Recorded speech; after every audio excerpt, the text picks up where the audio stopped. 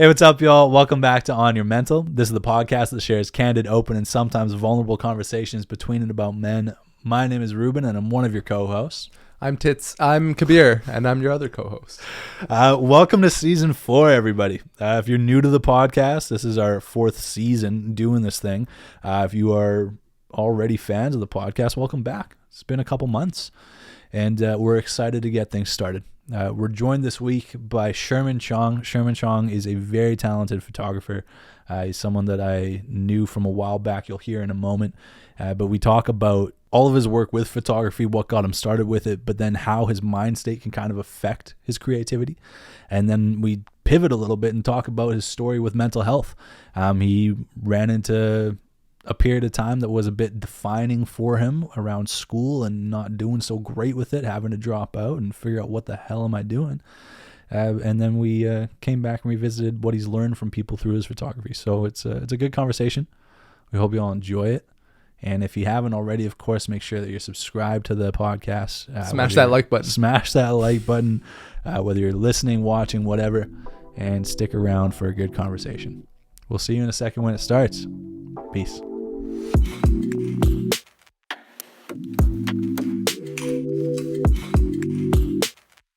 Man, let's jump right into it, kinda. Yeah, for sure. First of all, welcome, Sherman Chong. Welcome to the podcast. Welcome to On Your Mental. Thank you for having me. Of course, man. Gracing us with your presence. No. By no means. I'm just happy to have a conversation. I am a chatterbox, so I feel like... Are you? A little bit, yeah. It's perfect for us. Yeah, a little bit. Hopefully I don't talk too much. We'll get them going. Hopefully you do. Yeah. Different thoughts. Yeah. But yeah, man, dude, first episode of season 4. Okay. So welcome. That's season 4? This is season 4. Sure I guess season 3? I'm sure it's season 4. Season 1 was like a mini. Oh yeah. Season 2 was like another like half mini. Season 3 was last year. This is season 4. So welcome to season 4 of On Your Mental, man. Get to crack it open. Let's go. And I don't know if you've been like following along with the podcast at all, but this season, what we're doing is we're running with this new theme. It's called Stories and Remedies. And the whole idea is about getting our guests' stories around mental health and then what you do to remedy it and maintain it as well. Okay. At the same time, we get interesting people. I think you're an interesting person. We'll get into why. Interesting people talking about the things that they do, right? Like you, and we'll get into this, are, I think, a very talented photographer. I really appreciate I think a very that, promising talent too. Right? You're a young guy, and we've grown up in university. That was like where we like crossed paths the most. Yeah. But I also want to hear about how mental health can play into those things that you do too. Right. And so I think that's the avenue we're going with this season. So this will be cool to get things started. I was saying to Cabs before you got here, I was trying to remember how we met each other. We first worked together at McDonald's. Oh, shit. I forgot. Actually. Dude, there's no way. Actually, you're right. We did meet through McDonald's. 2 in Blundell, man. 2 in Blundell. Yeah. We didn't work very much together. Not at all. It was always like kind of like itching to work with him. Yeah. But it never really happened. Yeah. And I think it was just ships in the night. Yeah, man. exactly. It'd be like, I'm on my way in, you're on your way out or whatever. I think you worked more with Jesse Dawson. Correct, yeah. Because I remember him being like close to you, and he's been on the podcast a couple of times with us, right? Yeah. Did you have like a red G-Shock? I did. I remember this fucking bright red watch, dude. That's hilarious. And then, like that's how I like connected to you, man. I was like, he's got the G-Shock, man. My grandmother bought me that, so that's awesome, man. It's one of my first watches. So yeah. Way too big for my tiny little wrists. Do you guys remember your first watches? Yeah, I think mine was a G-Shock as well. Yeah, it was a white one. Classic. You can't go wrong with it. It's like it's a classic starter. Yeah, starter watch. Exactly. Probably got it at like below the belt or something like that. Right. Right. Yeah. They kept them in those glass cases. Yeah. They did like the most valuable. Yeah. Either that or like Zoomies or something like that. Yeah. They both carried that kind of stuff. Yeah. Man, what a trip! I had my first watch was a Swatch watch. I don't know if y'all ever saw those. Very colorful. I thought they were so cool. How they were so manly of bright. you, a Swatch? A Come on, Swatch, dude. dude. I felt so good. Yeah. But that was where we first met each other, and then we kind of like reunited. Ran into each other again in university. Yeah. So we were 16 when we started working at McDonald's, because you have to be 16 to work at most places. And then ran into each other taking like, what was that, like some math class or something like that? Yeah, it's not talking Who about knows? math Yeah, class. dude, because I remember hating it with you too. Yeah, I probably dropped awful. out of that. Yeah, I, I mean, I dropped out of maybe school I'll at cut some it out. point, I'm pretty so- I'm pretty sure you failed that class. Yeah. Yeah, you had to redo. Leave that in, Yeah. please. Remind me of how. Yeah, no, that was yeah, I'm pretty sure the only math class I took. So if it was math Yeah. that we took together, then I definitely failed that one. Yeah. Addition 101. Yeah. Doesn't get tougher than that. Eh? The most embarrassing part about it, I had a fucking tutor. I had a Oh, did tutor. you? Yeah. There's nothing embarrassing about that, dude. Some people just don't get things. No, the embarrassing part is I wasted money. Additional money. Right. That's the embarrassing Right. part, you know? Yeah. It was just like so disinteresting to me, which kind of like yeah, it just turned me off from the whole university system. But it's a because I good was thing like, it did, man. Yeah. Ultimately, and we're gonna get to that Exactly. soon too. Yeah, I didn't want to jump ahead Mhm. too quick because That's okay, Yeah. man. I was gonna ask though, do you remember carpooling? Because absolutely. we used to carpool. Absolutely. Yeah, Yeah. definitely. You would Those pick me up from my mom's place, That- man. shitty little Maxima. Yeah, That- Nissan Maxima. Yeah, I swear it was close to breaking down a couple times. Was it not? I mean, it felt rough to ride. In. yeah, Yeah, it's a little like, especially going man. up the mountain. Yeah. Right? yeah. SFU for our audience listeners and viewers who aren't from BC. SFU, Simon Fraser University, where we both had gone to school, has this fucking fat hill, like huge uphill, and like in the winter that's sketchy on its own. Yeah, But it's- yeah, when you have a not the best vehicle, No. a little sketchy. Yeah. But yeah, a I remember vehicle, that, man. just a vehicle. Yeah.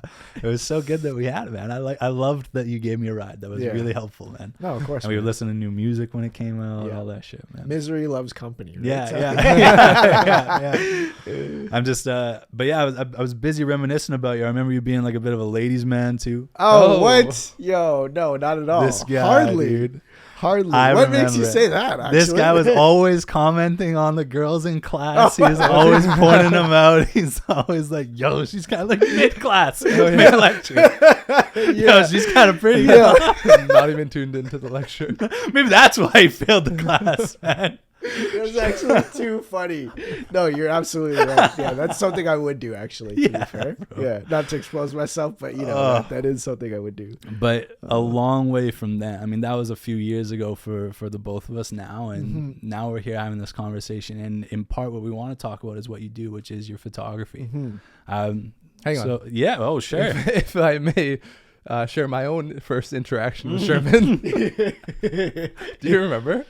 At Halloween? No, you probably. It was like really quick thing. So I've never met you before. Yeah. Yeah, and then we were Which at Halloween? Just this most This recent one? one. Yeah. Yeah. And I was playing beer pong. Yeah. I don't know if I had my mask. Darth Vader. You were Mandalorian. Mandalorian. Same Star Wars. Yeah, Star Wars. Yeah. And one of the balls went on the floor, and I went to go over it, and I thought you were someone else. I thought you were someone I knew. yeah. So I reached for the ball, and you were standing beside it, and you were looking the other way. Yeah. And I went up and like ran my hand up your leg. Yo, what? I actually, that's As a joke. funny. I don't remember that. And then you were looking over, and you're like, "Yo, did you?" You're like, "Yo, did you like touch? Did you touch me?" I think you But, still like, have you your were- mask like, on. 'Cause you're- this yeah, sounds a you little were more laughing. familiar now. Yeah. And I don't really know what happened after, but and Come then over I to the think dark side. I think I realized like 30 minutes later, because I asked someone else, and they were like, Yeah. "Yeah, that's not. I thought you were my a friend of ours, Austin." Austin. Okay. Yeah. But I feel like honestly that night I might have gotten a couple of those. oh yeah, Yeah, actually. Couple reach not, arounds. no, not a couple reach arounds, a couple of Austins. Let me clarify. Yeah. Oh man, Yeah. yeah, that's how. awesome, Yeah. awesome. Photography. That's what we'll start off. And yeah, I'm just curious, like what, because I saw you in school, and at the time I'm pretty sure you weren't doing photography, No. right? And so when did that start? Why did it start? And like, what keeps you going with it now? Because you've been at it for a while. And Yeah. your stuff is sick. Would it be okay if I put like some of your photos on the screen? Yeah, Like, yeah, absolutely. I'll ask you for a few, and Yeah. I'll get you to send the ones. Put the I ones want. of you on there, man. I'll put a couple. Yeah, on there, come on yeah. now. Oh, is there Yeah. some of you? Yeah, Yeah, man. The yeah. ones that are like professionally taken, that was him. Oh, really? yeah. Damn. Yeah, Yeah. I'll put a couple up on there. Honestly, I feel like around that time we did that was when it was kind of starting. Like shortly after it started, but honestly, it started with the purchase of a camera. Yeah. if that makes sense. Yeah, it wasn't ever like a pursuit. It was more like, hey, there's this thing that people do that seems kind of interesting. It seems relatable enough, like easy enough. You just take a picture of something. I feel like that's something I can get good at. Mm. The opportunity arose to buy a camera, and just it was a friend letting it go for a little bit cheaper or whatever. Yeah. I was like, yo, I'm gonna jump on this, dude. This is a nice camera. That kind of kickstarted the journey, and then by having a camera and by using it like kind of just for hobbyist things, taking pictures of people at parties or just like hanging out or whatever, or just street photography, more and more people ended up asking me, hey, can you shoot this for me? Like, it'd be good practice. And I'd be like, yeah, that would be great. My friend who makes bags, his name's Say, he kind of asked and reached out. Yeah. So little things here and there kind of like kickstarted it, and then it became a little bit of a blur because it just kind of became this like side thing that I do when I have free time. Mm-hmm. You know, it was still, I'm going to school for web design or whatnot. I ended up at BCIT at some point after failing math. Made the transition. Yeah, I made the transition. I thought I'd go to every single school, like give them all a try just to see. It must be the school. It's not me. You know? No, it can't be. Yeah, It's so that damn mountain. Yeah, exactly. Yeah. Funny enough, I went back. I left because I got kicked out, and then I went to Langara thinking I'd like just start over and go to UBC, and then I was like, no, starting over doesn't sound like a good idea. I have credits already, so I went back just to realize that I didn't want to do a philosophy degree as much as my heart wanted to do a philosophy degree. Right. Practically, it didn't make any sense to pay that much to do a philosophy degree. I kind of met this fella who at Cha Time, because that's where I was studying. Like Cha Time, the bubble tea Cha place. Time, the bubble tea place. Yeah, and that because that's where I was studying, and it just like he ended up almost being like a mentor to me. He was like walking me through different avenues that I could do, and just talking about. We just had similar interests too, I think. But he was always very like generous with his advice, and he told me try BCIT, and then I looked into the curriculum, and it didn't seem like something that my parents would want me to pursue, because that was a huge part of the discussion at that time. You know, my parents were a huge part of my life, and obviously university is something that they talk about for a very long time. So this kind of leads into like being the whole Asian American thing, you know, the Asian American story. But at one point he told me to try a web development program. The guy from Cha Time. Yeah, the guy from Cha Time. And then I went to, long story short, I ended up going to BCIT and pursuing that. Through that, I learned a lot of additional skills besides photography. Just to clarify, like where I spend a lot of my time working now is actually social media along with photography. Yeah. So photography is obviously the most important part of my job, but I also do the marketing for them as well. And through BCIT, I was able to learn additional skills that rounded around the photography, because photography is still relatively new to me. I've only been in it for, say, somewhere like 4 or 5 years, which is not a lot of time for somebody to get really good at anything. You know? Yeah. Coming out of BCIT, I jumped on an opportunity to do social media. To me, it sounded like an opportunity. Like for a company. For a a restaurant. Sure. Yeah. Right. I feel like I remember the restaurant. Namos on Fraser. Oh. Yeah. So I thought I was going to build apps and be a UX person. Ended up kind of jumping on this other opportunity, and here we are. It's just, it allowed me to pursue something that actually I was genuinely kind of excited about versus something that I was somewhat excited about and thought I could be good at and made money, if that makes sense. Yeah. Because that was a huge part of it. Yeah. Just like, hey, where can I get a job to make some money? Where can I make ends meet? Like, exactly. as I become an adult. And yeah, exactly. I think it took me a very long time to figure out what I wanted in life for a very, like, what I can see myself do for a very long time. And I clearly missed still. Hey, no, man. And landed on something else that actually ended up working. Yeah. And I think that's the, like, one of the key takeaways from that, right? To me, you seem like a very opportunistic person. You know, you've said a few times in catching us up to your story so far, like, you take opportunities as they come. But I think it's something that a lot of younger people, every young person goes through, is like, what am I going to do? You know, like, what am I supposed to do with my life? What do I want to do with my life? Yeah. And you have to balance out like doing something that you really, really love versus the reality of paying bills that you're going to have to pay at some point. Exactly. You know? So when you said earlier that you do marketing for them, who's them? That is multiple businesses at this point? Yeah. So that one client, Namos, ended up turning into a few other clients that are also owned by the same people or friends of the owners, and just kind of like word of mouth stuff. Because at the time that I started that first client, it was amidst the COVID, or getting towards the COVID lockdown, I think.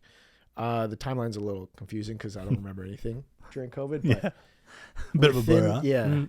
Within that break, I think everybody was just committing to social media. It was something they had to do, you know, because that was the only way you can really reach people and make them come to you in a way, or order from you, and still have like a new experience of some sort, because we weren't really going around to restaurants and like just dining out anymore, right? That's true. That wasn't the norm, or it was swaying away from that. Yeah. So people needed to commit. Yeah. The people that were kind of like, we'll do that later, ended up committing that year. I feel like a lot of people. Yeah. Like businesses deciding to invest in that. Correct, that is worth it. Yeah. And sorry, to clarify, I guess in that case, a lot of restaurants specifically, they needed a lot of help. So a lot of who I work with now, or a good chunk of it, is restaurants. There's a dispensary and whatnot. So the odd kind of like cannabis industry thing. Yeah. Yeah. It's fun. It's dope. Yeah. Yeah. But the food scene's kind of where I spend a lot of my time right now. Sure. Yeah. And are these pictures getting like posted on like websites and like Instagram and specifically Instagram? Oh, specifically. Yeah, specifically Instagram, because that's the platform that seems to be the most appropriate. Yeah, maybe that's probably for a lot of restaurants. Yeah, too. Yeah, exactly. Yeah. It's the most easily approachable, I think. Yeah. You know, I want to see a photo of food. Yeah. You know, I don't care about a video that much. Yeah, yeah. Now I can't see it as moving. Yeah, exactly. Honestly, it should be moving towards that direction. I'm sure video is going to take over anytime now. It already has. But I think there's just something a lot easier about Instagram that allows food to be spoken about. It's quick. You can kind of just... Yeah. So what is it about photography that you do enjoy compared to, let's say, math? At first I thought you said meth. I was like, I mean, no, math. No, but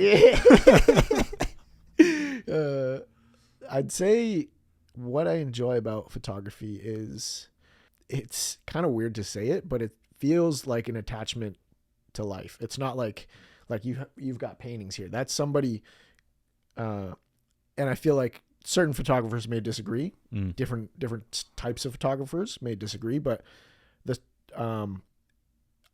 type of stuff that I'm really drawn to is documentative stuff, and that's kind of like where I enjoy photography the most. I'm not going out and like creating something with a brush and like making new strokes or anything like that. I'm just able to kind of portray something that I see, a perspective, you know, for what it is. Yeah.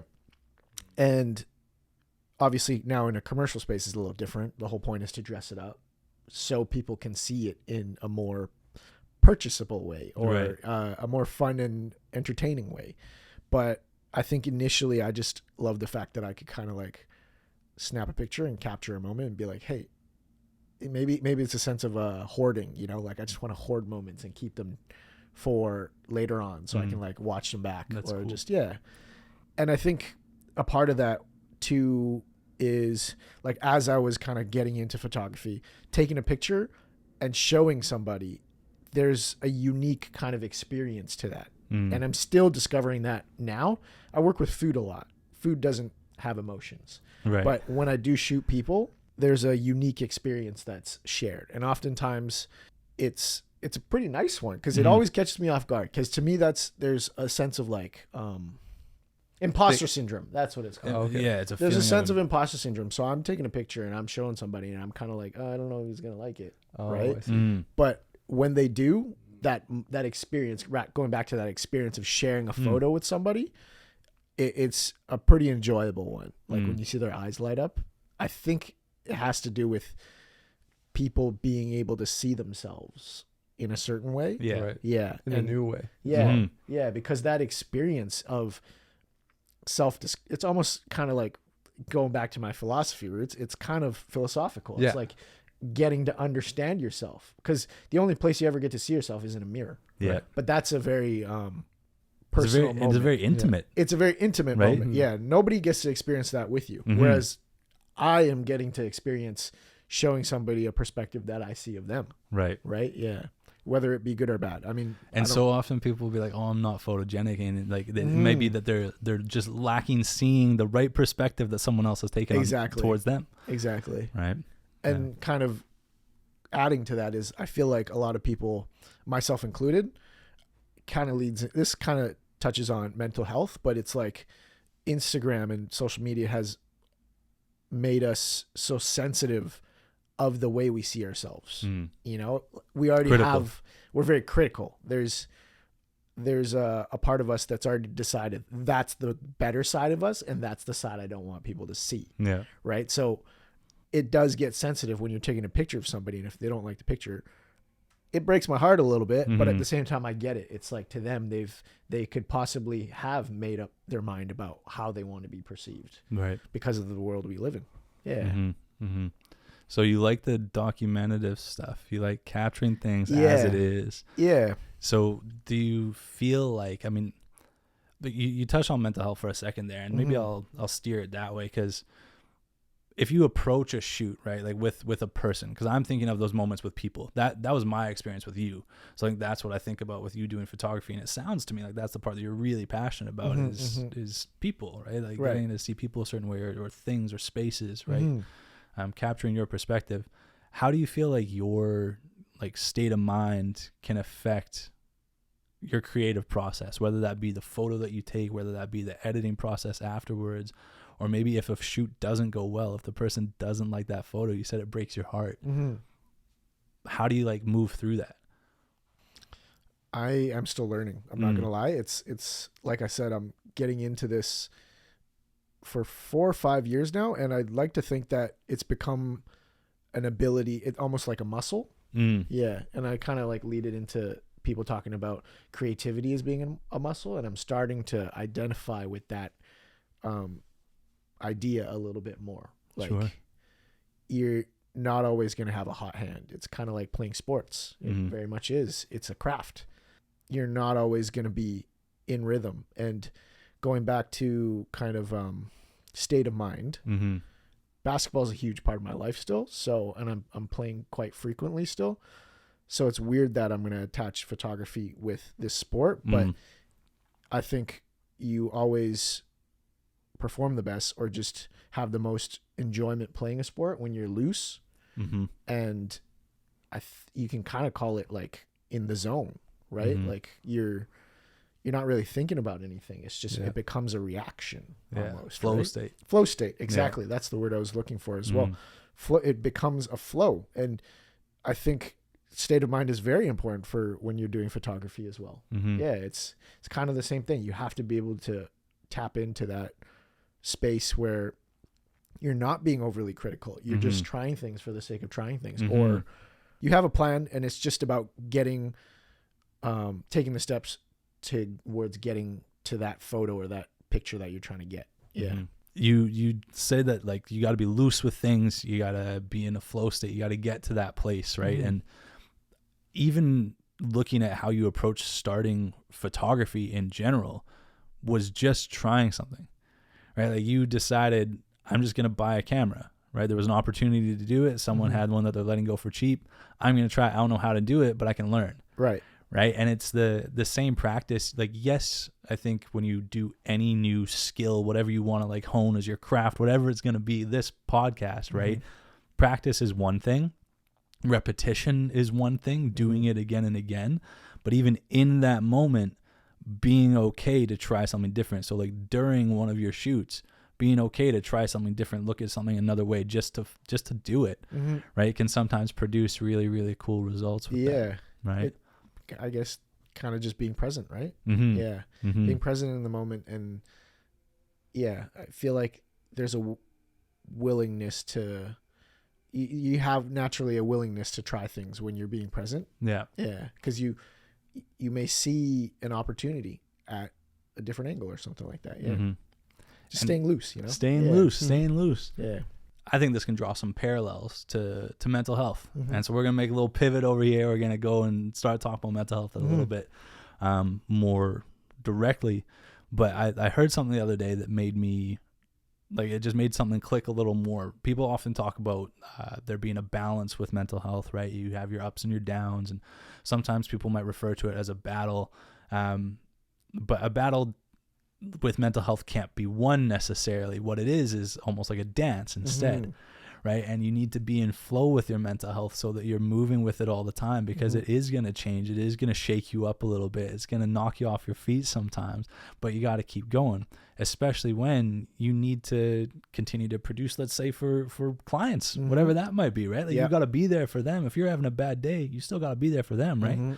So let's dive into mental health a little bit here. And Sherman, what, if you can share with us, what's been a bit of your story around mental health? I'd actually almost like to throw it back a little bit to our experience at SFU. Sure. During that time of kind of or failing out of math. Luckily it's a thing that's more like in the past now, but it definitely helped me understand the importance of doing things that kind of fill you up in a way, because during that time of flipping around and like not having a direction in life, I ended up like catching shingles. I don't know if you know what that is, but it's like from like chicken pox. Yeah. But you can get it from stress, can't you? Stress. Can you? Yeah. That's, I mean, there's no real direct, like no doctor's gonna, I don't think the doctor that I went and saw told me I was stressed, but I think it kind of came about at a time where I definitely had felt the most stress in my life that I'd ever had. Right. Yeah. Cause it felt like I couldn't control anything. And I just was very lost at the time, cause this was a huge topic of my life. Yeah. Education. Education, or just like, how are you going to spend the rest of your life? You know, like it felt like it was a moment that was very defining. It should have been very defining. And I think everybody at that age had felt something similar, you know, whether it be this one opportunity or the span of a few years. You know, I definitely think around that age was very defining for us, because it was like, which direction do you want to move in? Yeah. Now you that feel so much pressure at that age, right? To feel like you're making the right choice. Yeah. And it comes up so suddenly too. Absolutely. Like, even though it's coming. Yeah. It just comes up, and it, you got to make a decision on that spot. Yeah, almost. exactly. Especially that's where there's a dichotomy, because, like you said, you're trying to decide something for a very long time. Like, I want to move in this direction. I want to do this kind of work for the rest of my life. At that supposedly, age, supposedly. At that age, you were told this is something you're going to do the rest of your life. But deadlines start coming up, and you got to start applying to programs, or else you're wasting a whole year of your life waiting for the next time enrollment comes around. And let's say you have a month. Let's say the timing for me, probably because I was disorganized as hell, the timing came about where it's like I had a month to figure out which program, which school I wanted to go to again. You know, so these things was like, I'm making a $30,000 decision on which direction. True. And I'm sure you can argue that, like, hey, yeah, you can drop out, but like, those were things that I wasn't willing to do again, because I'd already, that's exactly what I'd already been doing, moving from place to place, or from school to school, from idea to idea, thinking I'd do this or I'd try this. Everything was like, try. Yeah. Which in the end actually is probably the best thing you can do is try more, but don't try by paying $1,000 a class or whatever it is, like $2,000 a semester for a class. Right. Yeah. Did you ever feel guilty having tried and failed? I don't like saying tried and failed. Yeah. But the reality of it was like you did this thing and it didn't work. Yeah. Did you ever feel guilty of the fact that you had spent like money doing that? Absolutely. Yeah. That's why I brought it up. The tutor thing. That was an extra $1,000 my parents probably didn't have to spend on me. Right. You know? Yeah. I was fortunate enough that my parents were willing, but don't get me wrong, it's not like we had money to throw around or anything like that. And that's kind of where that shame comes from. It's like they were willing to take money and give it to me to do better in school, but I just didn't know how to apply it, or I wasn't willing to apply it at the time. Yeah. But you still feel like this sense of responsibility, especially to your parents, where it's like, you got to do this thing. For like, to share my own like experience around going to school, right? Like I finished school, and long story short, I'm not doing anything with my degree. Like, I'm not in a job that has anything to do with what I studied. You know what I mean? So even then, like, finishing the degree, I'm still not using it. Yeah. Like, maybe there were skills you learned about, like managing time and that kind of thing, managing workload or whatever, but that's not directly applying. But I did feel a sense of responsibility to go to school, and I had a period of time where I thought I wanted to drop out in about 2017, 2018 or so. I remember we talked about that. Yeah. I was just like, should I stop this? Like, did you take a break? I did. I do remember. I took at least one full semester off, and I never did summer, so I guess 2 semesters off. And then when I came back, I think I only did two online courses or something like that. But I thought I wanted to drop out because I wasn't having it, man. I was not having a good time there. It felt like there's no purpose to it. Yeah, what am I doing? Going through the motions. You show up for those 8:30 in the fucking morning math classes, and you want to just blow your brains out. Man. Like, it's awful. An hour and a half away. Yeah, right? That's the brutal part about it. Yeah. And so I wanted to get out of that. But I did feel a sense of responsibility as well to my mom. It's like she's put some into this, I've put some into this, and she has her degrees. I should do this for her, right? And I ultimately did. But yeah, you feel like you owe something to them, and so that shame piece that you said, shame, you felt like a sense of shame of like using that money. Like, how have you dealt with that? I think the fact that I'm able to laugh about it, I've dealt with it properly because it's something that I've dealt with. You've accepted it. I've accepted it because I've learned that was a vital part of getting it right, is to get it wrong. Yeah. It just sucks that I had to spend extra money. That's all. But I think that extra money, you can say it was an investment in a way. Yeah. Cause you invested in the wrong thing, and now time, money, whatever it may be, energy. And it ended up leading me more to the direction that I'm happy with now. Yeah. So like, you might not have started to do photography had you just barreled your head down and said, I'm going to do this. Exactly. Right? Yeah. And I think I'd rather, in that sense, have taken the L earlier than a little too late. Sure. Maybe another 5 years, or now where I'm in a job, like let's say if I was still working a job that related to math or whatever it was that I was studying, kinesiology, that's what I thought. Yeah. Let's say I ended up being a kid. I might still end up leaving, right? So I guess in a way I could say I saved money. Yeah. Right. I ended up saving money, Yeah. Now we're there. Yeah. Now for our audience who would be listening or watching this, maybe there's people who are relating to the fact that like you feel like you owe something to your parents. Yeah. And like that's often a driving force for why people will go to school in general. I think a lot of young kids are like I got to do it. My mom and dad worked hard for me to be able to do this. You know what I mean? What's your relationship like with your parents now? I remember your relationship with your dad being real cool. Yeah.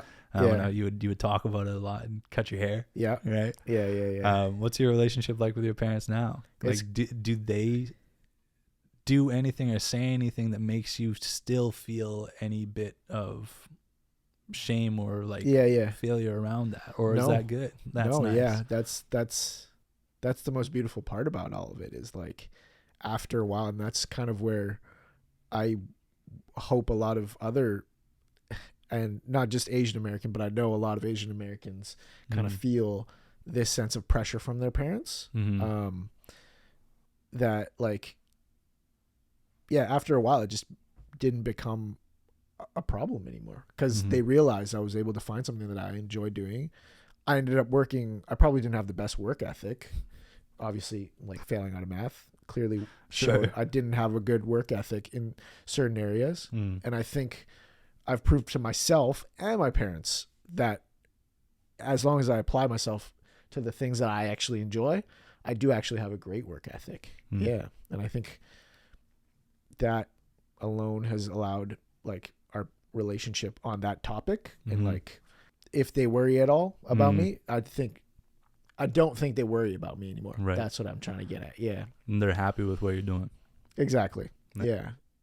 I don't think they fully understood it at first. Social media to our parents. Right. What the fuck is that? That's not Facebook. Exactly. Yeah. I still tell them like it's just marketing. That's what I tell them. I do photography and marketing. Yeah. But realistically, do they understand the details of my work? I don't think so, because it's just social media. And they might not need to. Right? Yeah, they exactly. See that you're happy. Right? They see you doing something you enjoy. Yeah. Right. And like work ethic's something that we've talked about like in different ways in the past, like talked about like a sense of like laziness. Am I doing the right thing? Right. And like you've talked about that a fair bit, Cavs, right? Yeah. But yeah, I don't think that you lack work ethic either, Kabir. And I never thought that you lacked work ethic. Right. I just thought the math probably wasn't our thing. I didn't like that math class either. That was one of my lower marks. It probably just wasn't our thing. I don't like it either, and I just heard about it. Yeah. Do you remember what type of math it was? No.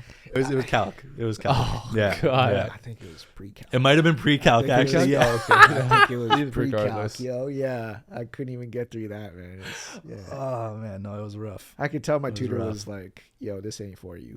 But I'll keep coming. Yeah, You exactly. keep paying If me, you I'll keep be paying there. me, I'll keep coming. But Man. this ain't for you, yo. Yeah. Yeah. So you felt like that was a bit of a defining period of time for you in your life, was realizing like, okay, this thing I thought I was going to do of going to school and like doing something for the rest of my life isn't panning out the way I wanted it to. You pivoted, you took opportunities, you are where you are now. What does your life look like now with kind of remedying your mental health when it's not doing great and also maintaining it when you are doing well? You know, like how do you keep yourself on the up when you can? What do you do? I think internal dialogue is like what I would point out. Interesting. Like I would have never guessed that to be an answer here. Really? Yeah. In my head, I Yeah. was thinking like, I'll let you finish, but No. I was thinking like fitness, all that kind of stuff, but not internal dialogue. Huh. Fitness is a huge part of it, but I think that doesn't carry with you throughout the day. It's a good Kickstarter, and it's a good thing to like tap into after your day to like decompress or just challenge yourself again and like give you confidence that, hey, I went to the gym and week by week I'm getting stronger. Week by week I'm doing this, you know, and I put in the work even after I did that. I think that just gives me confidence throughout the day. But I think the internal dialogue thing, which I haven't mastered by any means at all, is where I've noticed in the last year has kind of helped me the most. And what's internal dialogue? What do you having mean by a that? good internal dialogue with yourself, not being overcritical. Me personally, I'm an overthinker. I overanalyze things. If like, some of my You and me both. Yeah, exactly. I think a lot of people can relate to that nowadays. Let's be real. I've got insecurities, you know, so my brain's running all the time. Drinking a lot of coffee doesn't help, you know, so having a good internal dialogue with yourself is a important way for you to protect your peace. And when you say like having an internal dialogue with yourself, like it's not a monologue, right? A monologue's one way. So what are those, like a dialogue is a two-way conversation. What are the kind of like, what are the dialogues you're having with yourself?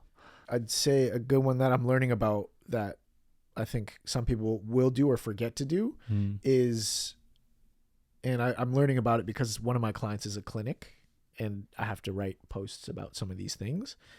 And there's this thing called immediate negative, I forget the term for it. Terrible at my job, obviously, but an immediate negative response, something along the lines of that. But how it works, I think, is, and I'm sure you'll catch yourself doing it because I catch myself doing it all the time, is like, let's say little things like, oh, you an acquaintance that you work at the office with, you walk by them or whatever, and usually you'll say hi, and they didn't say hi that day.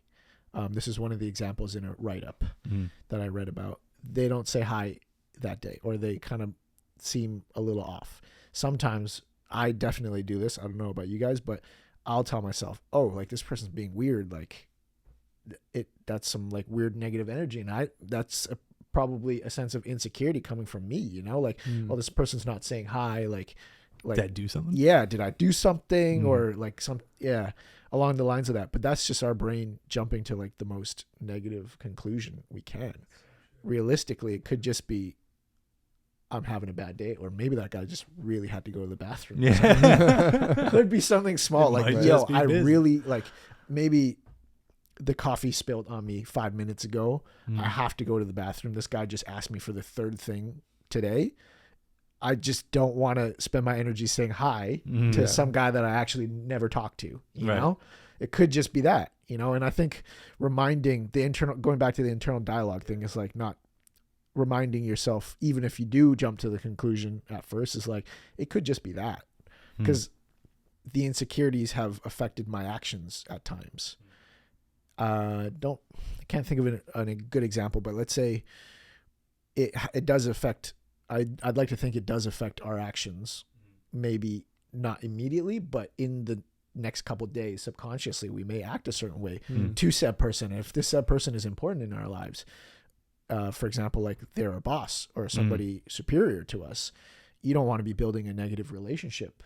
Yeah, not in the slightest way, right? You want it to be, even if you're wrong or somebody's wrong, you want to be able to move on with things and get past conflict, right? So by holding on to these petty little things is not healthy for avoiding conflict or moving past conflict. Right.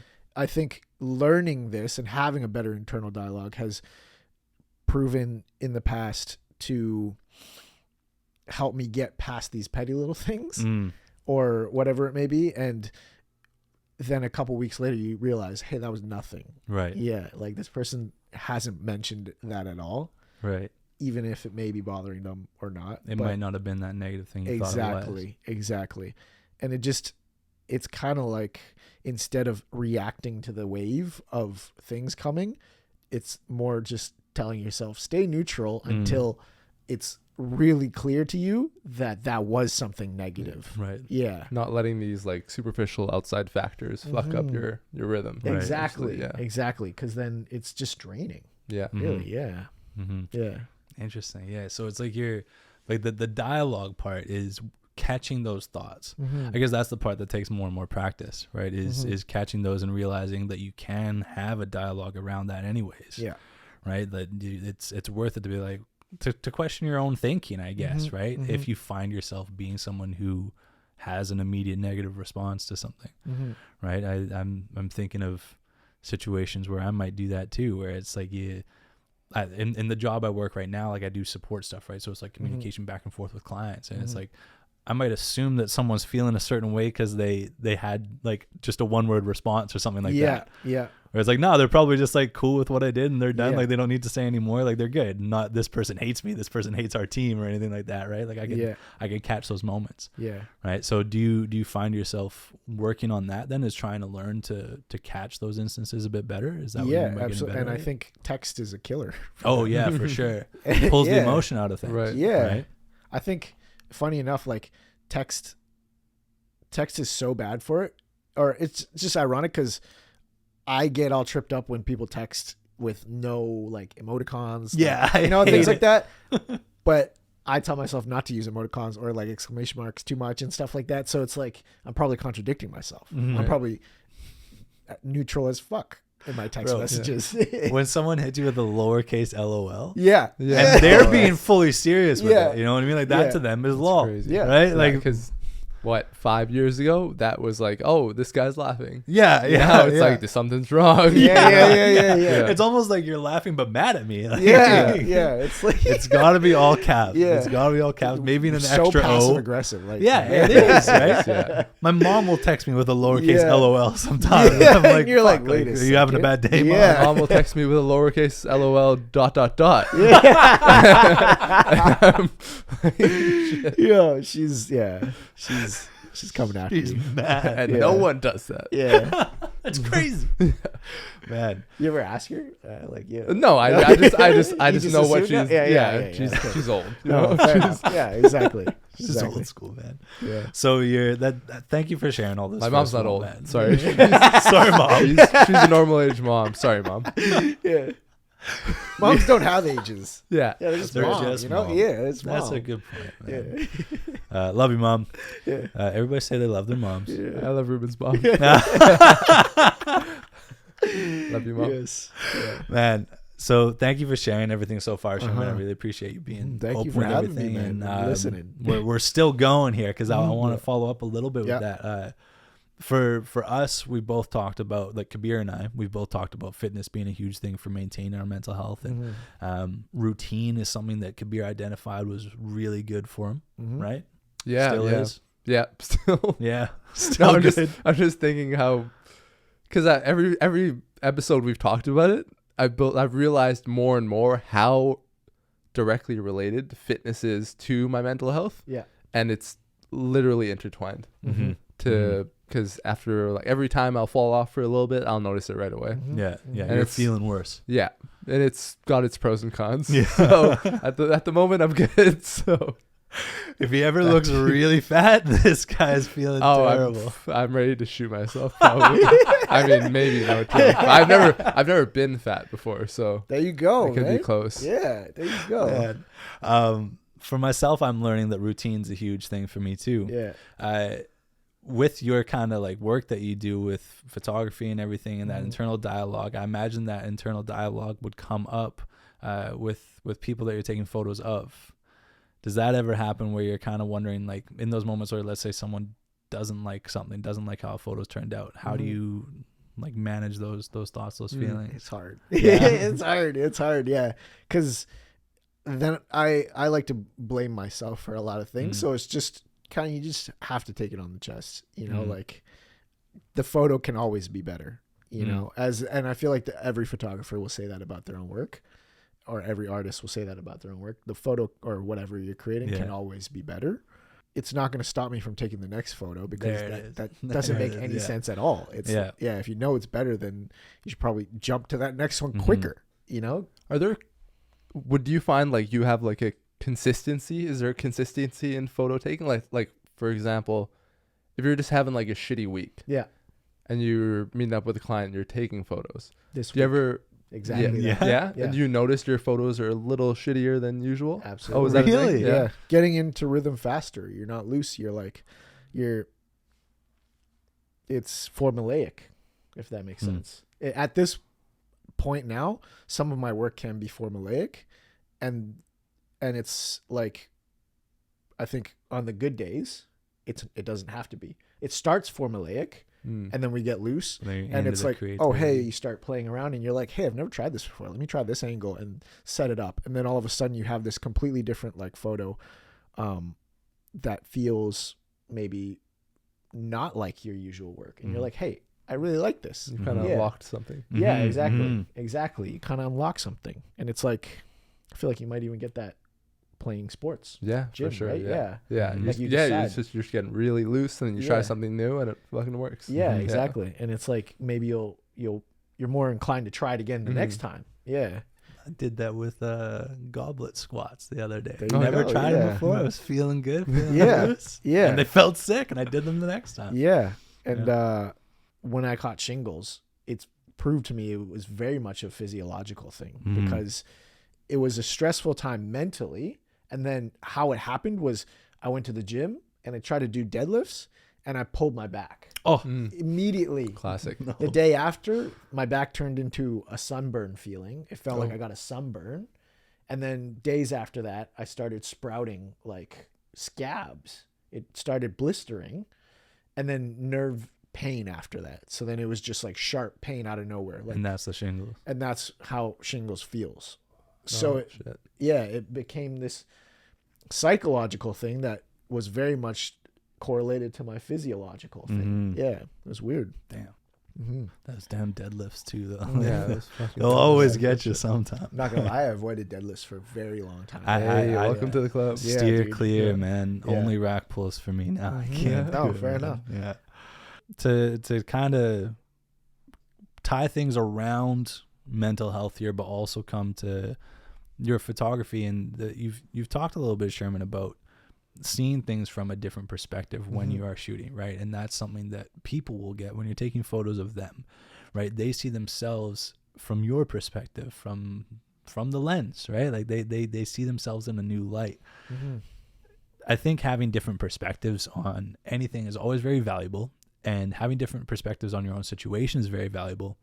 but you probably gain something from other people every time you meet a new person, you're taking photos of them. Mm-hmm. You're learning a little different perspective about things that they're talking about, things in their life, things about how they see themselves and carry themselves while you're taking photos of them, right? Yeah. In all of the shoots that you've done so far, and maybe thinking of some people that have like stood out, of people you've taken photos of, Mm-hmm. what do you feel like you've learned about people as a whole through photography? I just like to think that we're more alike than we are different. Yeah, like after a little while, let's say you get comfortable taking photos of people can be very vulnerable. It's almost like this conversation we're having. You get to this space where you kind of cut the bullshit. You don't have to talk about surface level things as much anymore. And in those moments, I feel like people are generally pretty easy to get along with. You know, yeah, maybe not politically, but like the things that we like and desire are exactly the same. It's just getting to that point with each person isn't always available. Yeah, that vulnerability just isn't always available. But when we get to those points, we're pretty similar people. We want the same things, you know? Right. Yeah. It just comes about in different ways. Mm-hmm. Yeah. Mm-hmm. And I don't really have evidence for that. Sure, yeah. It's just like a feeling that I've had, you know, getting to know people more. Yeah. I feel like similarly through doing this podcast, right? I mean, you'll hear the idea that like people are more alike than we realize all the time, right? Like people say that all the time. It could almost be considered a cliche, right? To say that about people, but it is true. And we might have said this at the end of last year. I don't know if we said this at the end of last year, but it's like sometimes you need to learn these things yourself for you to like fully believe them, right? The idea that people are more alike than we are different. Right. You've encountered that through photography, right? And in those moments, you see that. I'm sure you see that in other parts of your life too, right? Like you realize when you get to those points of vulnerability with someone else, you realize like, oh shit, like we all generally just want to feel good, have dealt with feeling like shit at different points, and are working on being better versions of ourselves. And we probably have people in our lives we care about and want to be good for. You know what I mean? Like we're all alike in that way. But you'll encounter it differently, right? So I think that's cool, and in a way I like expected that a little from your answer with that question. But it makes sense. It makes sense. You're seeing people in a different light where they are vulnerable too. I remember I was nervous as shit taking my photos, man. You made me feel good though, but I was definitely nervous. I mean, that's part of the job, is to like actually talk to people, because it distracts them in a way. You start by distracting them, and then after a little while, sometimes it may not always happen, especially if it's really a serious job that you're trying to get done. And I feel like in a very professional setting, you probably won't get there all the time. In a commercial setting, you know, like if you're taking fine art photography and it's about like, let's say, and that's the beauty of the craft a little bit, is watching a show. I think it was Abstract on Netflix. They showcased fine art, or a very famous photographer who's known for doing celebrities or like prolific people. So like corrupt governors, like people like that, politicians, athletes, women that live in Africa who are maybe suffering from certain things. So very like, he's always shooting a very serious subject. And in his work is almost that connection. The photograph is just to document that connection that he made. But the work in itself was to connect with that person, if that makes sense. It does. That's interesting. Yeah. Like he created a space where this person could be the most honest version of themselves. And then of course there's a little bit of camera play. Maybe they shoot from a different angle. He was saying, I want this person to feel grand. Let's say if it's going on Time magazine, there's a purpose now, let's say. But if not, let's say they just want a very honest photo of somebody, then maybe the energy in the room has to be different when they come in. Yeah. So I don't know his process, but it seemed like that was what was going on. And I feel like that's a really good kind of a example of how photographers can get to know or interact with people. Mm-hmm. Yeah, how that job itself is a form of interaction with people. Yeah. And that's a part that you can you get better at the technical side of things too, but you get better at that too. Mm-hmm. Right? Like finding connection with people, making them feel at ease, and like allowing them to feel as though they can kind of like open up a little bit more. Yeah. Like be more vulnerable. Yeah, exactly. Yeah, I remember by the end of our shoot, I was feeling better about taking photos. I was definitely feeling a lot nicer. Exactly. Cool. It's fun, right? Yeah. Try different things. But so you've learned that there is more alike out there in the world than there is different, right? Difference. Yeah. So I like that. And I like that as a note to kind of end things off too with us here on the podcast, finishing episode 1. Yeah, season 4. Let's go. Thank you again, Sherman, for coming on, man. Thank you, guys. Thank you for having me on here. Of course, man. Of course, we're happy you came. Yeah. I think anybody who's interested too, like checking out your work, right? Obviously, your Instagram would be where it's at, and you can check it out. I'll put a link in the description for the episode. Y'all can go see it. But yeah, we hope y'all enjoyed. We hope you had a good time here, Sherman. We're excited to be starting things off and finding more and more similarities over this next season between us and everyone who comes on this show, and making everybody who is in our audience feel that, you know, you're not alone with whatever feeling you're dealing with. You know, you're felt. You know, you're felt. We'll feel you up. Yeah, you're felt up. You're felt up real good. All right, everybody, we'll see you next week. We're back to weekly episodes this season, and a bit of a commitment for us. Let's go. But we'll see you next week. Peace.